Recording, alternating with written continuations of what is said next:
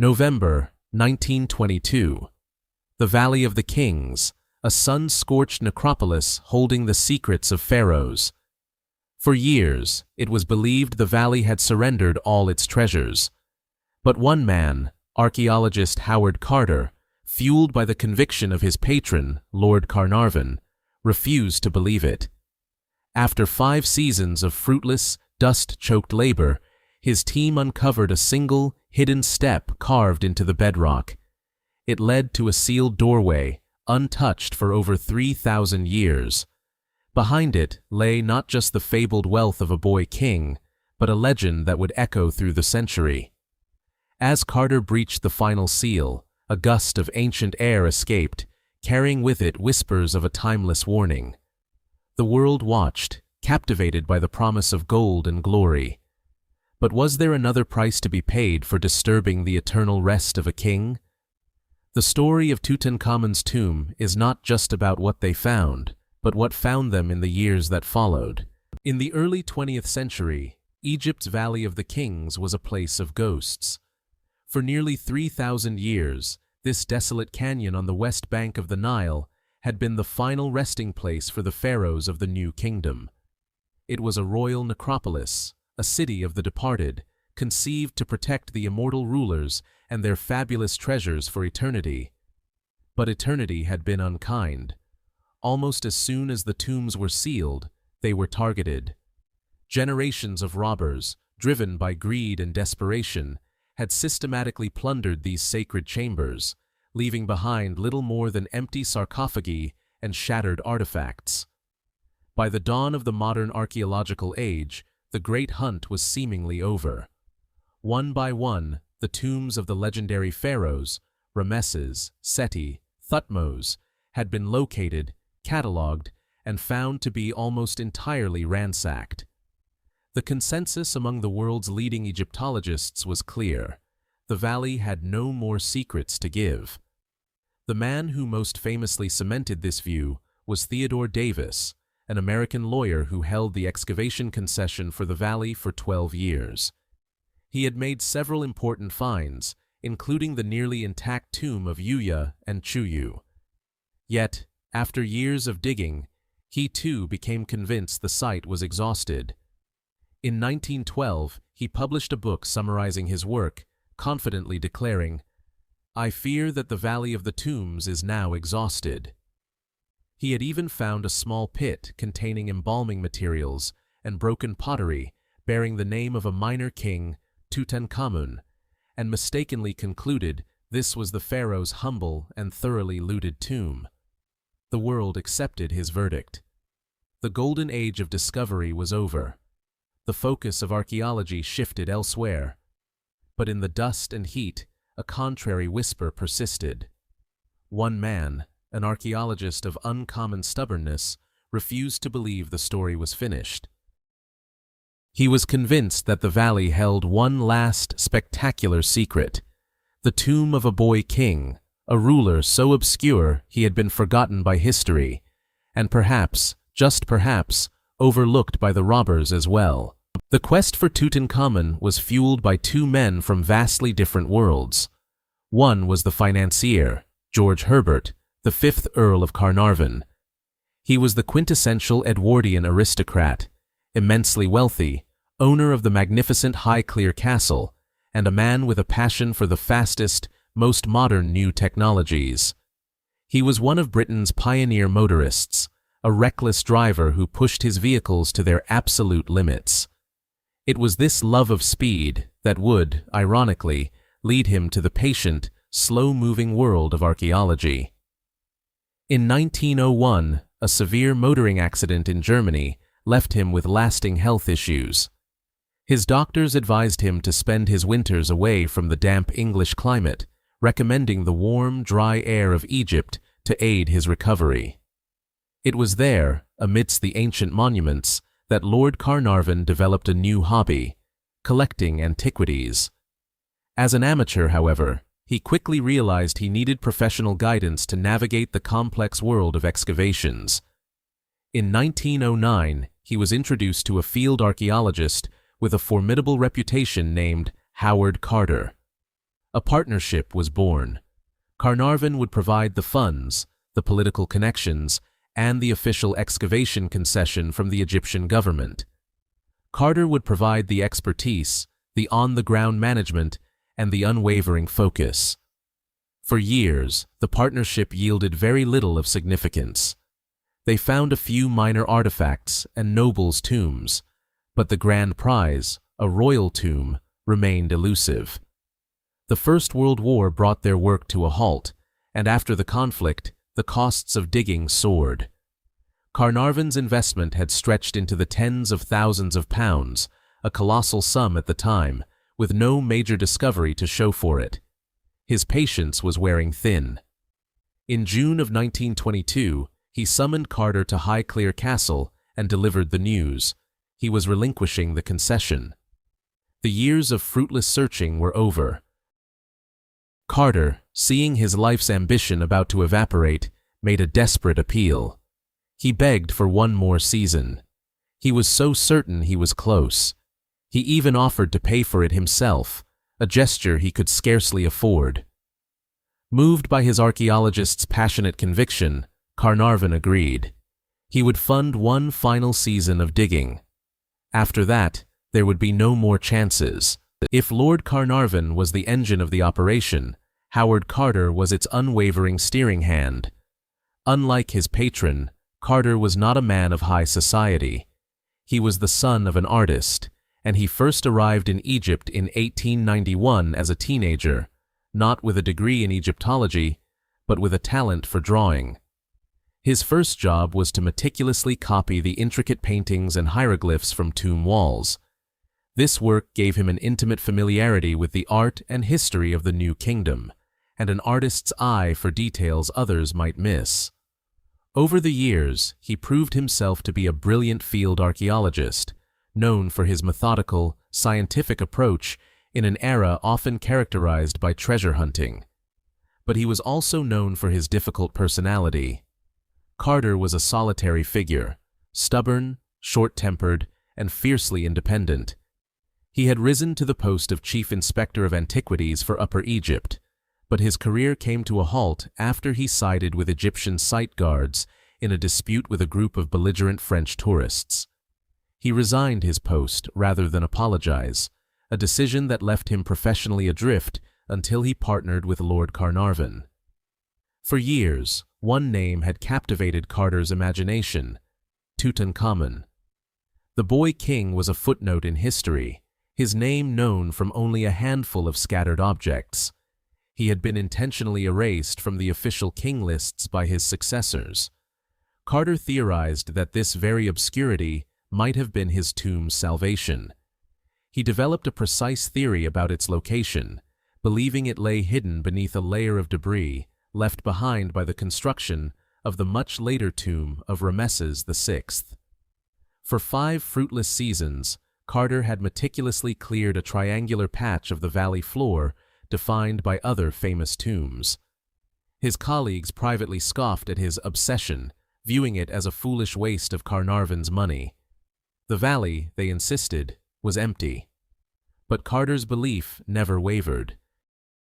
As he began work in the autumn of 1922, under the shadow of his patron's final ultimatum, he knew this was more than just another dig.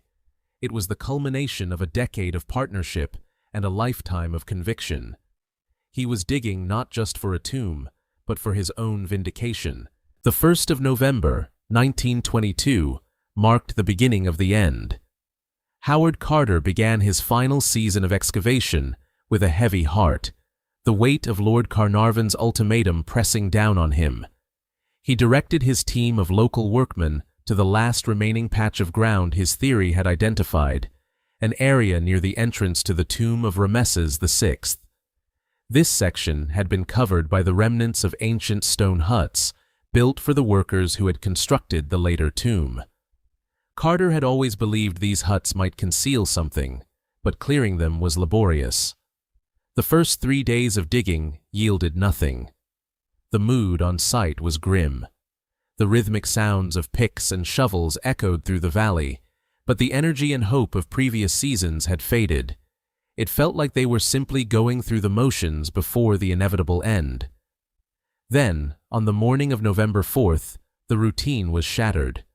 A young boy named Hussein Abdel Rasoul, whose job was to bring water to the workers, was clearing a patch of ground for the water jars when his foot struck something hard. It was not a loose boulder. It was a flat surface, artificially cut into the bedrock. It was a step. Work stopped instantly. A hush fell over the crew as Carter rushed to the spot. With trembling hands, he began to clear the surrounding sand and rubble. The single step became 2, then 3. A staircase, descending into the heart of the valley floor, began to emerge from the debris of 3,000 years. The despair of the previous days was replaced by a frantic, electric excitement. For the rest of the day and into the next, the team worked tirelessly, clearing tons of limestone chippings. The staircase led them down 16 steps to the top of a plastered, sealed doorway. Carter's heart pounded. This was it.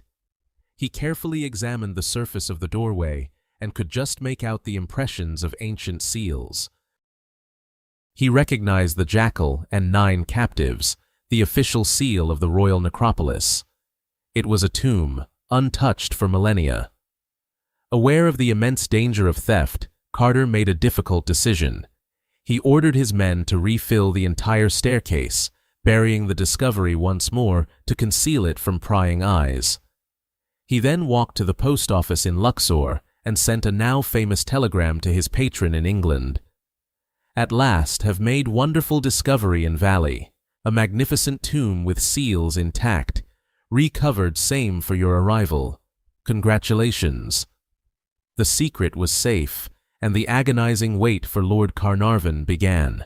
Lord Carnarvon and his daughter, Lady Evelyn Herbert, arrived in Luxor on November 23rd, their journey from England fueled by Carter's electrifying telegram. The atmosphere was thick with anticipation, a feeling tempered by years of dashed hopes. Could this finally be the discovery that would justify their long and expensive gamble? The next day, the staircase was painstakingly cleared once again, revealing the sealed doorway. As Carter, Carnarvon, and Lady Evelyn stood before it, Carter made a closer inspection. His initial excitement gave way to a knot of anxiety. He could see that the door had been breached. The original seals bearing Tutankhamun's name were present, but in the upper left corner, a section of plaster had clearly been broken away and then replastered. The tomb had been entered by robbers in antiquity. The critical question was, had they been stopped, or had they emptied the tomb like all the others? With cautious resolve, they began the work of breaking through the first doorway. Behind it, they found not a chamber, but a long, descending corridor, packed to the ceiling with limestone rubble. This was a promising sign. The rubble was the original material excavated by the tomb builders, packed back in to deter thieves. It took 2 full days of intense, careful labor for the team to clear the 30-foot-long passage. At its end, their hopes were realized. They stood before a second sealed doorway. It was a mirror of the first. It bore the same royal seals, and it too showed the telltale signs of a small, ancient breach that had been patched and resealed. The moment of truth had arrived. On November 26th, with Carnarvon, Lady Evelyn, and his trusted colleague Arthur Callender watching, Carter took a steel rod and carefully chiseled a small hole in the top left corner of the doorway. He lit a candle and held it to the opening, testing for dangerous gases from the sealed chamber. The flame flickered in the draft of escaping ancient air, but did not extinguish. He widened the hole, took his candle, and peered into the void. His eyes, accustomed to the bright Egyptian sun, were met with total blackness. For a long moment, he was silent. Behind him, the tension was unbearable. "Can you see anything?" Carnarvon finally asked, his voice cracking with impatience. As Carter's eyes slowly adjusted to the gloom, shapes began to resolve from the darkness. Strange animals, statues, and the glint of gold, everywhere the glint of gold. His voice filled with awe, he replied with the immortal words, "Yes, wonderful things." The silence of the Valley of the Kings was absolute. For weeks, Howard Carter and his team had cleared rubble from the descending staircase, their hopes rising with every foot of progress. Now, on November 26, 1922, they stood before a second sealed doorway. With his patron, Lord Carnarvon, and Carnarvon's daughter, Lady Evelyn, watching intently, Carter took a chisel and hammered a small opening in the top left corner. The air that escaped was warm, carrying a faint, dusty scent of perfume and resin, proof that the space beyond had been sealed for millennia. Carter took a long iron testing rod and pushed it through the hole. It met nothing, indicating a void, not a rubble-filled passage. His heart hammered against his ribs. He widened the opening, just enough to peer inside. The darkness was total. He lit a candle and held it up to the breach. The flickering flame cast dancing shadows, and for a long moment, Carter was completely silent, struck dumb by what he saw. Behind him, Lord Carnarvon's patience wore thin. "Can you see anything?" he asked, his voice tight with anticipation. Carter, overwhelmed, turned his head slowly, his eyes wide with disbelief. He could barely form the words. "Yes," he stammered, his voice choked with emotion. "Wonderful things." What he saw was a scene from a dream. The candlelight revealed the glint of gold, everywhere. Strange, fantastical animal shapes emerged from the gloom, the gilded head of a lion, the sinuous form of a serpent. He saw statues, ornate chests, and the jumbled outlines of dismantled chariots. It was not an empty chamber or a corridor. It was a room, filled to the ceiling with the treasures of a king. This was not the work of tomb robbers, who would have smashed their way through. This was an intact royal burial, something no archaeologist had ever found. The sheer volume of artifacts was staggering, a chaotic jumble of wealth and artistry that defied imagination. In that moment, Carter knew his life's work. His years of thankless digging under the hot Egyptian sun had culminated in the greatest archaeological discovery in history. They had found the lost pharaoh, Tutankhamun, and his treasures were waiting, untouched, just as they had been left over 3,000 years ago. They carefully resealed the small opening, placing their own guards at the entrance. The secret was theirs, for now. But they knew this quiet moment of awe was just the calm before an inevitable storm. The weight of their discovery was immense. Howard Carter and Lord Carnarvon knew that once the Egyptian Antiquities Service was officially notified, the tomb would become a meticulously controlled archaeological site. The slow bureaucratic process would begin, and their personal connection to the find would be diluted by committees and regulations. Driven by an irresistible urge, they made a controversial decision. Before the official opening, they would enter the tomb themselves for a private viewing. On the night of November 27th, just one day after the initial breach, Carter, Carnarvon, and Lady Evelyn returned to the Silent Valley. Under the cover of night, they removed the stones blocking their small opening and, one by one, squeezed through the narrow gap. Inside, the beam of their electric torch cut through the ancient darkness, revealing the full splendor of the antechamber. The scene was one of ordered chaos. 3 magnificent gilded couches, carved into the shapes of sacred animals, dominated the space. Exquisitely painted chests were stacked high, their contents a mystery. Alabaster vases, so delicate they were almost translucent, stood beside the wheels of golden chariots that had been carefully dismantled to fit into the chamber. It was a king's storeroom, packed with everything he would need for the afterlife.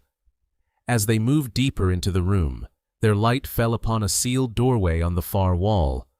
Flanking it were 2 life-sized statues of the king, rendered in black resin and gold leaf. They stood as eternal sentinels, their powerful presence commanding reverence and awe. Carter approached the doorway. He examined the seals carefully. They were intact. This was not just a storeroom. It was the guardian of something more. Beyond this wall, he knew, lay the burial chamber itself. The ultimate prize, the sarcophagus and mummy of the boy king, was just feet away. The thrill of this realization was mixed with a profound sense of trespass. They were intruders in a sacred space, their modern presence a stark contrast to the ancient silence. They had seen more than any living person, a private glimpse into eternity. But their time was up. They carefully withdrew, resealing the entrance and leaving the king to his slumber. The secret exploration had only deepened the mystery and heightened the anticipation.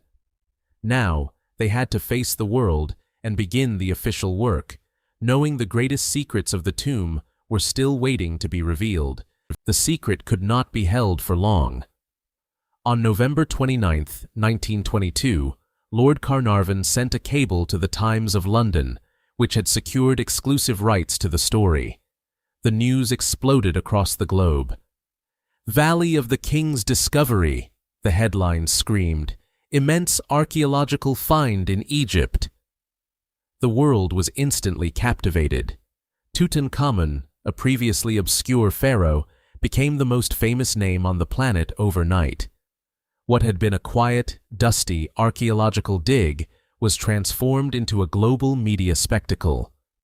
The small, sleepy town of Luxor was overwhelmed. A flood of humanity descended upon it. Journalists from every major newspaper, telegraph operators, film crews, and photographers. They were joined by a wave of wealthy tourists, European royalty, and American industrialists, all desperate to be part of the story. The Winter Palace Hotel, once a tranquil resort on the Nile, became the frenetic hub of the Tutankhamun phenomenon. Its lobbies buzzed with rumors, speculation, and the frantic clatter of typewriters as reporters filed their daily stories. This intense global spotlight placed enormous pressure on Carter and his small team. Every move they made was scrutinized. The dig site, once their private domain, was now surrounded by crowds day and night, all hoping for a glimpse of treasure or a word from the famous archaeologist. The discovery also ignited a powerful flame of Egyptian nationalism. For decades, Egypt's ancient treasures had been carried off to foreign museums. Now, with the country moving towards greater independence from British influence, political leaders and the public began to assert their claim. This was not just a pharaoh's treasure, it was Egypt's treasure.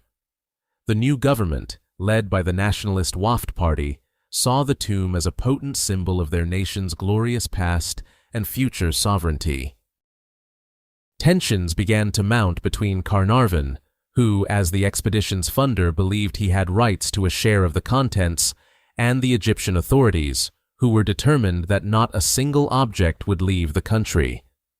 The battle for control of the Golden Hoard had begun, and Carter found himself caught in the middle, trying to protect the integrity of his scientific work amidst a swirling storm of media frenzy and political maneuvering. While the world outside buzzed with speculation and political intrigue, inside the tomb, a different kind of drama unfolded. It was a drama of patience, precision, and painstaking science. Howard Carter was determined that this discovery would not be treated like a treasure hunt. Every object would be recorded, photographed, and preserved with the utmost care. He assembled a team of the finest experts available, including Arthur Mace, a skilled conservator from the Metropolitan Museum of Art, and Harry Burton, whose photographs would become the definitive visual record of the discovery. The work of clearing the antechamber began in earnest in late December 1922. It was a task of immense complexity. The room was not a neat display, but a space crammed with over 700 individual objects, many of them fragile and piled haphazardly upon one another. Carter implemented a rigorous system.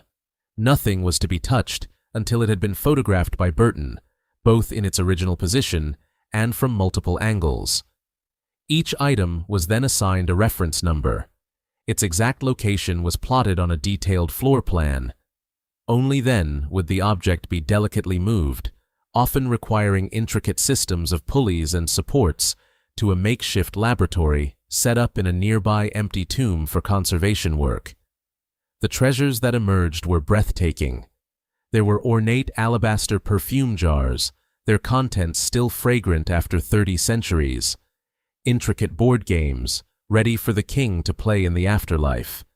Beautifully crafted chests containing royal robes, sandals, and even the pharaoh's undergarments. One of the most remarkable finds was a painted wooden chest, its sides covered in vibrant scenes of Tutankhamun as a warrior king, riding his chariot into battle, single-handedly defeating his enemies. This was a powerful piece of royal propaganda, showing the boy king as a mighty ruler. For nearly 3 months, Carter and his team worked tirelessly in the stuffy, cramped conditions of the tomb. They methodically emptied the antechamber, each day revealing new wonders. By mid-February 1923, the room was finally clear. All that remained were the 2 imposing, life-sized sentinel statues, still standing guard before the sealed doorway. The world, watching through the lens of Harry Burton's camera, held its breath. The preliminary work was done. The time had come to breach the final barrier and enter the burial chamber itself. As the day approached to open the burial chamber, a new, more sinister narrative began to take hold. In the competitive rush for headlines, journalists began to weave tales of a pharaoh's curse. An inscription, they claimed, had been found promising swift misfortune to any who disturbed the king's sleep. While no such inscription ever existed, the story was too compelling to ignore. It spread like wildfire, feeding a public fascination with the occult and the mysteries of ancient Egypt. At first, Carter and Carnarvon dismissed these stories as sensationalist nonsense. They were men of science and reason. But strange events began to lend an air of credibility to the rumors. Carter's pet canary was reportedly eaten by a cobra, the symbol of the pharaohs, on the very day the tomb was opened. Then, the whispers of the curse found their first true target. In early March 1923, shortly after witnessing the unsealing of the burial chamber, Lord Carnarvon was bitten on the cheek by a mosquito. Later, while shaving, he accidentally sliced the bite open with his razor. The small wound refused to heal. It became infected, and Carnarvon fell gravely ill with a high fever. His condition worsened rapidly. He was moved from Luxor to the Continental Savoy Hotel in Cairo, but the infection had entered his bloodstream. The diagnosis was grim: septicemia, which led to pneumonia. The finest doctors were helpless. The world's press followed his decline with morbid fascination. Every detail was reported, each setback framed as another step in the fulfillment of the ancient curse. The robust, energetic aristocrat who had funded the greatest discovery of the age was now fading, his life slipping away thousands of miles from his English home. In the early morning hours of April 5, 1923, the end came. As a nurse attended to him, Carnarvon was heard to whisper, "I have heard the call. I am preparing." At that moment, he passed away. In a bizarre and chilling coincidence, at the very instant of his passing, a massive power failure struck Cairo, plunging the entire city into sudden, complete blackness. Miles away, back at his estate in England, Carnarvon's fox terrier, Susie, was said to have let out a final howl and then dropped, its life inexplicably ended. The news electrified the world. Lord Carnarvon was gone. The curse of the pharaoh was no longer a myth. It had claimed its first victim. In the spring of 1923, George Herbert, the 5th Earl of Carnarvon, was the most celebrated man in the world. As the financial backer of Howard Carter's expedition, his name was synonymous with the greatest archaeological discovery of the age. He moved through the grand hotels of Cairo, a figure of triumph and ambition. But his celebrated status would soon be overshadowed by a far more sinister reputation, one that began not with the clang of a pickaxe, but with the near-silent bite of a mosquito. While working in the oppressive heat of the Valley of the Kings, Carnarvon was bitten on the cheek. It was a common annoyance, a trivial part of life in Egypt, and he thought little of it. Days later, back in his suite at the Continental Savoy Hotel, a moment of carelessness turned the minor irritation into a serious threat. While shaving, his razor sliced across the swollen insect bite, breaking the skin and introducing a bacterial infection directly into his bloodstream. At first, it was a fever. Then came the chills. Doctors were summoned, but the Earl's condition deteriorated with alarming speed. The infection spread, triggering erysipelas, a severe skin inflammation, which then led to blood poisoning or septicemia. His body, already weakened by a severe car accident 2 decades earlier that had left him with recurring lung issues, could not fight back. Pneumonia set in, a final, fatal complication. As he lay in his bed, delirious and fading, the legend of the curse began to write itself.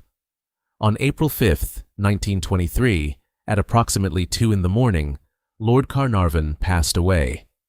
At that very moment, a massive power failure plunged the entire city of Cairo into sudden, complete blackness.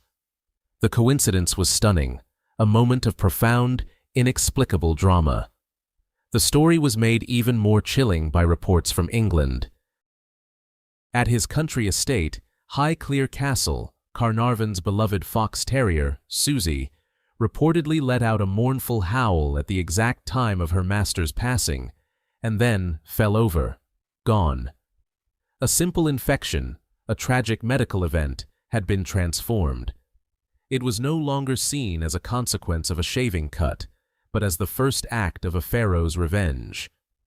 The world now had its proof, and the curse of Tutankhamun had its first, and most famous, victim. Lord Carnarvon's passing was not an end, but a beginning. The single dramatic event opened the floodgates of public fear, and soon every misfortune connected to the tomb, no matter how tenuous, was seen as another piece of the curse. A domino effect began, as a series of unrelated tragedies were linked together into a terrifying chain of supernatural retribution. The world watched, and the press reported, as the list of victims grew. One of the next to fall was George J. Gould, a wealthy American railroad financier. A friend of Carnarvon, he visited the tomb in 1923, filled with the same sense of wonder as everyone else. But soon after his visit, he developed a high fever while on his yacht. His condition worsened, and within months, he was gone. The diagnosis was pneumonia, the very same ailment that had claimed Carnarvon. For the public, this was no coincidence. It was a clear pattern. Then came the case of Prince Ali Kamel Fahmy Bey, an Egyptian royal who was photographed with his wife at the tomb's entrance. Just a few months later, in a suite at London's Savoy Hotel, his wife ended his life during a violent argument.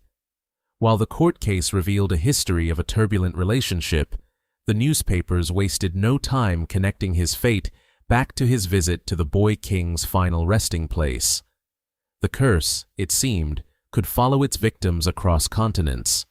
Even those on the excavation team were not immune. Arthur Mace, a respected conservator from the Metropolitan Museum of Art and a crucial member of Carter's inner circle, began to complain of exhaustion shortly after helping to dismantle the wall to the burial chamber. His health entered a slow, inexorable decline. He passed away in 1928 from pleurisy. His long, wasting illness was particularly unnerving to his colleagues, a slow-motion fulfillment of the pharaoh's supposed wrath. Each new report added another layer to the legend. Sir Archibald Douglas Reed, the radiologist who x-rayed the mummy's remains, was said to have fallen ill the next day and was gone within a year. With every new name added to the list, the narrative solidified. These were no longer isolated incidents. They were chapters in a story of vengeance, a cascade of misfortune tumbling down from ancient Egypt, and no one knew who would be the next to fall. A legend, no matter how compelling, needs a storyteller. In the case of Tutankhamun's curse, it found an army of them in the global press of the 1920s. Newspapers, locked in fierce competition for readers, discovered that tales of ancient magic and modern doom sold far better than dry archaeological reports. They didn't just report the story, they actively crafted and amplified it, transforming a series of unfortunate events into a supernatural saga. One of the key figures in this transformation was Arthur Weigel, a respected Egyptologist who also worked as a correspondent for London's Daily Mail. Weigel had a professional rivalry with Howard Carter and had been denied the exclusive access to the tomb that Carnarvon had sold to the Times of London. This may have colored his reporting. He was present when Carnarvon, upon first entering the tomb, joked to an aide, "I give him 6 weeks to live." After Carnarvon's passing precisely 6 weeks later, Weigel reported the remark not as a jest, but as a chilling premonition. The curse was also given a powerful boost from the world of celebrity and literature.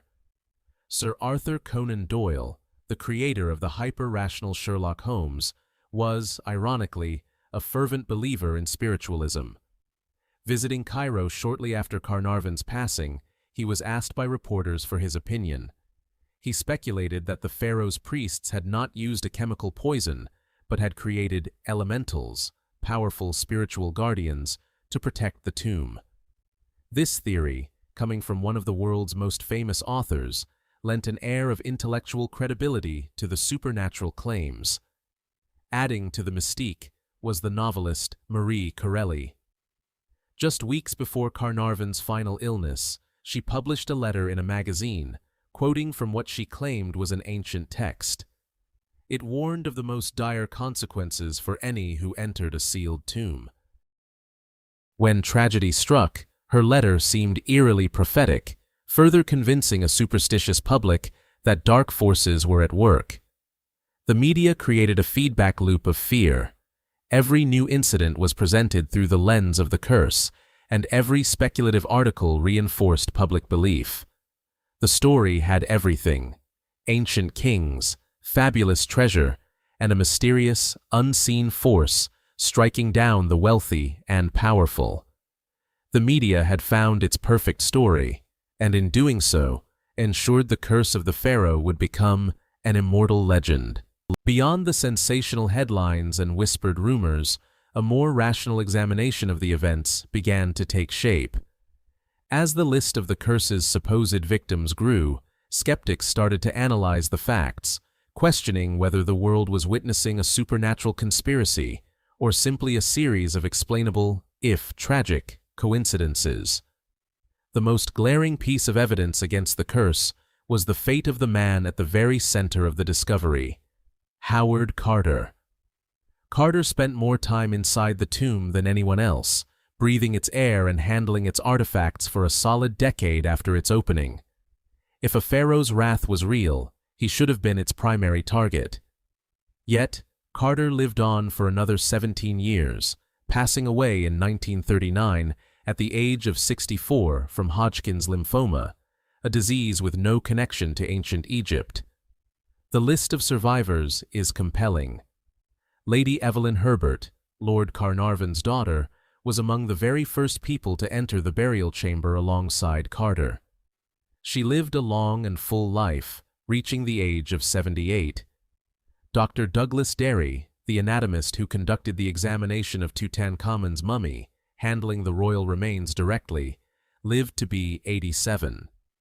The expedition's official photographer, Harry Burton, who spent years meticulously documenting thousands of artifacts in the confined space, survived for another 17 years after the opening.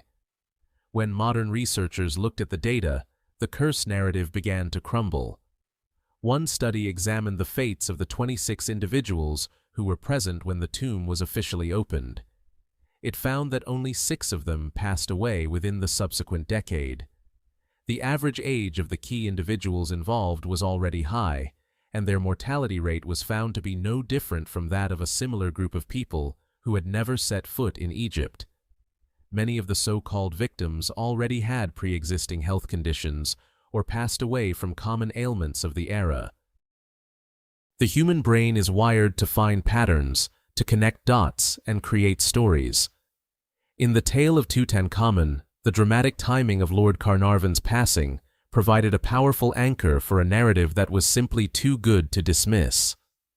The question that lingers is not whether the curse was real, but why we so desperately wanted it to be. The facts point to coincidence, but the legend endures, a testament to our fascination with the mysteries that lie just beyond the reach of reason. For decades, the debate over the curse remained a philosophical tug-of-war between superstition and skepticism. But as technology advanced, a new perspective emerged, one that offered a compelling explanation that was neither magical nor merely coincidental. Science finally entered the tomb, armed with the tools of microbiology, to investigate the possibility of a physical, not a metaphysical, culprit. The leading scientific theory proposes that the curse was, in fact, a biological threat. A tomb sealed for over 3,000 years is a perfect time capsule, not just for gold and artifacts, but also for microorganisms. Within the dark, still, and nutrient-rich environment, colonies of dormant bacteria and fungi could have thrived for millennia. Scientists have identified several potentially harmful species of mold, particularly from the genus Aspergillus, inside other ancient Egyptian tombs. When a sealed chamber is breached, these microscopic spores, which have been undisturbed for centuries, can become airborne in massive quantities. Inhaling these spores can trigger severe allergic reactions or cause aggressive, invasive lung infections, a condition known as aspergillosis. This theory fits the case of Lord Carnarvon almost perfectly. He was not a man in robust health. A near-fatal car crash in 1903 had left him with permanently damaged lungs, making him highly susceptible to respiratory infections. When he entered the newly opened tomb, he would have inhaled that first rush of ancient, spore-laden air.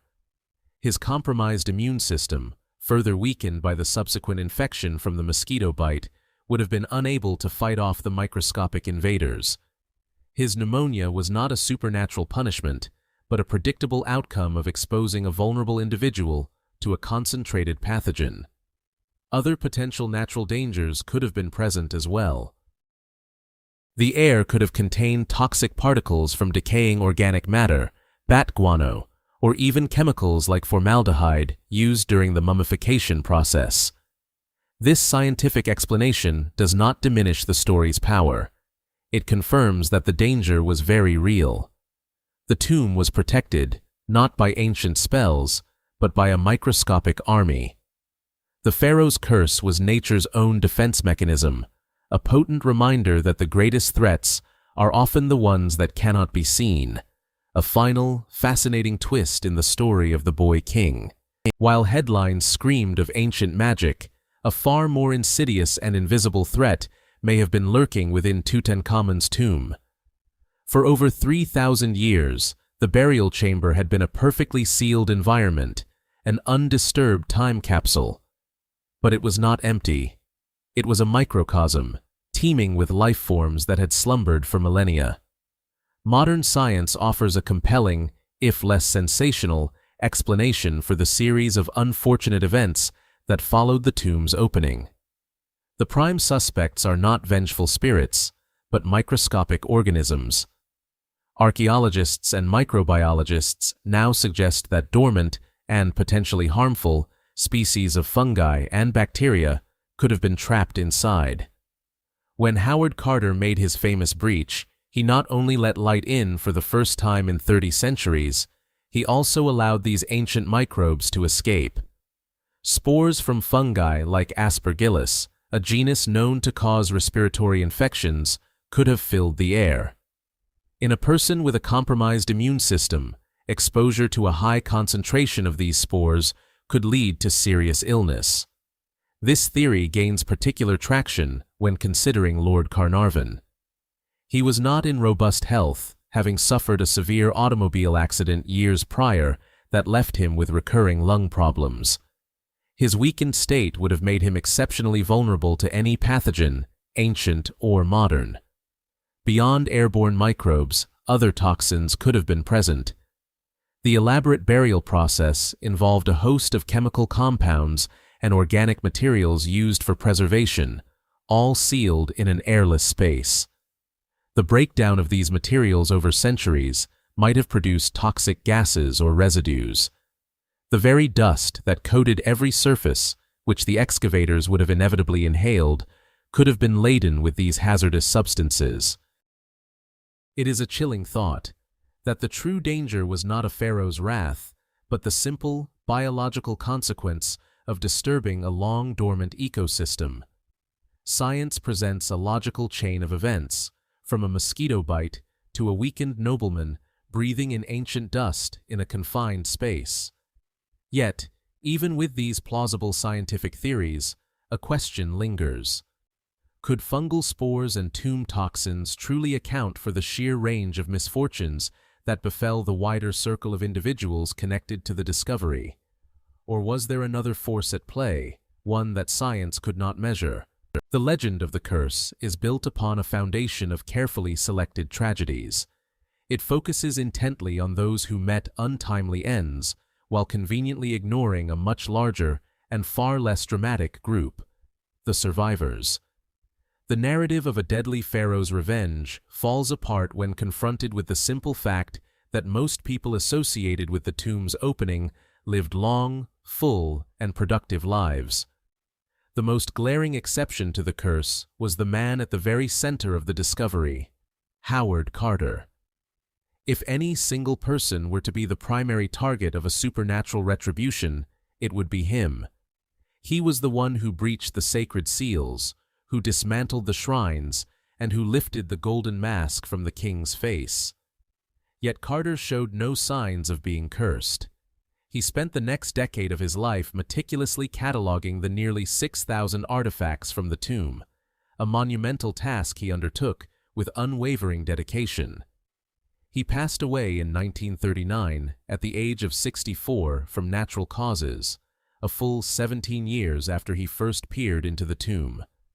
Another central figure who defied the myth was Lady Evelyn Herbert, Lord Carnarvon's daughter. She was not a peripheral observer. She was one of the very first people, alongside her father and Carter, to enter the burial chamber. She was present for the most pivotal moments of the discovery. The curse narrative should have placed her directly in harm's way. Instead, she returned to England, married, had a family, and lived until 1980, reaching the age of 78. Her long life stands as a silent testament against the sensationalist headlines. The list continues. Arthur Mace, a key member of Carter's conservation team, worked for years in the tomb and lived for another 6 years. The expedition's photographer, Harry Burton, whose images immortalized the discovery for the world, lived for another 18 years. Dr. Douglas Derry, who performed the initial examination of Tutankhamun's mummy, lived until 1969, well into his 80s. These were not minor players, they were the core team, exposed daily to the tomb's environment. Their stories are not of doom, but of dedication and survival. They reveal that the curse was not a reality, but a narrative. The real question, then, is not what malevolent force haunted the tomb, but why the world was so eager to ignore the survivors and embrace a myth. The curse of Tutankhamun was not unearthed from the sands of Egypt. It was born in the bustling press rooms of London and New York. It was a thoroughly modern invention, fueled by journalistic rivalry, public fascination with the occult, and a simple desire to sell newspapers. To understand the myth, one must understand the media landscape of the 1920s. Howard Carter and Lord Carnarvon had signed an exclusive deal with the Times of London, granting them sole access to all information and photographs from the excavation. This infuriated their competitors.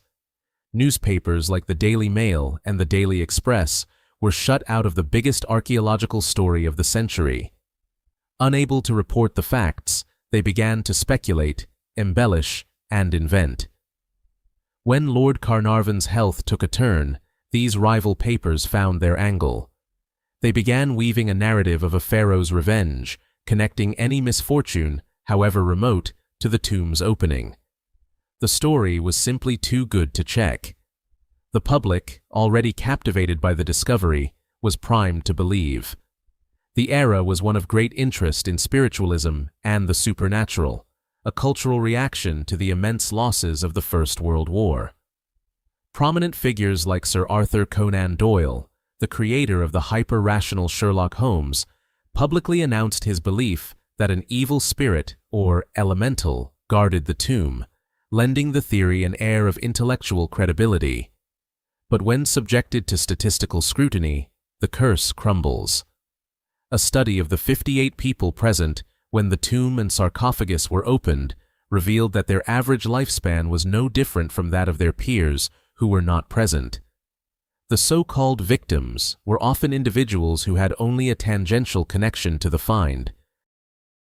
A radiologist who X-rayed the mummy, a visitor who merely toured the tomb, a relative of a team member who had never even been to Egypt. All their misfortunes were retrospectively stitched into the tapestry of the curse to make it seem more powerful and far-reaching. The curse was a classic example of confirmation bias. Believers sought out connections that fit the narrative while ignoring all evidence to the contrary. It was a ghost story told on a global scale, a myth constructed not from ancient magic, but from modern ink. And in focusing on this fiction, the world risked overlooking the incredible true story that lay waiting to be told.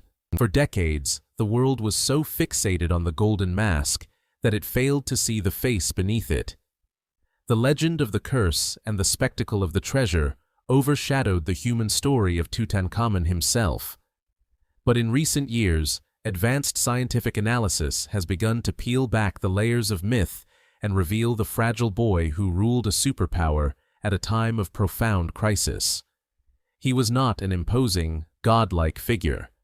Instead, modern scans and DNA testing paint a portrait of a young man beset by physical challenges from birth. Genetic analysis confirmed he was the son of the heretic Pharaoh Akhenaten and the product of a close family union, which likely contributed to a host of health issues. His mummy reveals a cleft palate and a severely deformed left foot, a condition known as clubfoot. This was not a ceremonial affectation, it was a painful reality. Over 130 walking canes were found in his tomb, not as symbols of royal authority, but as practical mobility aids for a king who could not walk unaided. Far from being the victim of a dramatic assassination, as once theorized, it seems Tutankhamun's life was a constant struggle against his own body. Evidence of bone disease and multiple bouts of malaria, the most severe strain of which was found in his system, suggest he was anything but healthy. His reign, though short, was enormously consequential. Ascending to the throne as a child of around 9, he presided over the complete reversal of his father's religious revolution. Under the guidance of his powerful advisors, he abandoned Akhenaten's monotheistic worship of the sun disk, Aten, and reinstated the traditional pantheon of Egyptian gods. Thebes was restored as the religious capital, and the powerful priesthood of Amun-Ra regained its influence. It was a monumental undertaking of political and religious restoration, all guided by the hand of a teenager. This context transforms our understanding of the king. He was not just a symbol of ancient wealth, but a pivotal figure navigating immense pressures, both political and physical. The true revelation of Carter's discovery was not the gold, but the intimate, poignant story of the young ruler it had protected for 3 millennia. In the end, the opening of Tutankhamun's tomb did unleash a powerful force upon the world, but it was not a curse. It was a wave of pure fascination that has not subsided in a century. The discovery's true legacy is one of wonder, inspiration, and an enduring connection to our distant past. In the immediate aftermath, Tutmania swept across the globe.